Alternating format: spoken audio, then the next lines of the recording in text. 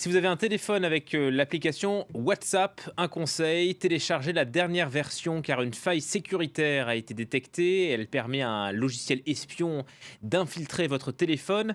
On en parle avec vous, Mohamed Boumediane. Bonjour, merci d'être sur France 24. Vous êtes président de Ziwit, leader européen de la cybersécurité offensive. Racontez-nous, expliquez-nous, un simple appel sur WhatsApp nous met sur écoute. Bonjour, oui, tout à fait. En gros, si vous voulez, il y a une faille de sécurité qui a été détectée il y a bien 5 mois sur une des couches des protocoles utilisés par WhatsApp pour faire de la voix sur IP. Et en gros, techniquement, c'était un débordement de tampons pour simplifier aux personnes qui nous regardent. C'est comme si quelqu'un vous envoie sur une petite boîte aux lettres pleine de courriers. Et à un moment ou à un autre, ça va déborder et vos voisins ils vont pouvoir écouter lire plutôt vos courriers. Donc c'est une faille qui a été exploitée par NSO, une société israélienne avec un logiciel de spyware, un logiciel espion, et qui donne accès à la totalité du téléphone, donc à savoir le microphone pour pouvoir espionner et écouter quelqu'un à son insu, accéder à la caméra, les photos, les données à caractère personnel.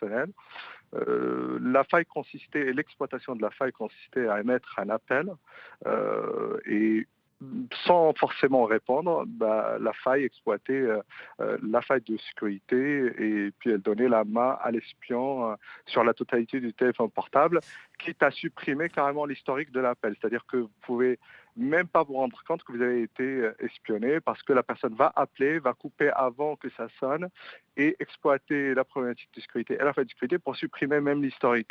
Donc vous pouvez même pas vous rendre compte que vous avez été victime. Mais c'est quoi l'intérêt des hackers? Pourquoi mettre de simples utilisateurs comme vous et moi sur écoute? Alors, et ce qu'il faut savoir, c'est que WhatsApp aujourd'hui, ce ne sont pas que des simples utilisateurs, c'est à peu près un milliard et demi de personnes, hein.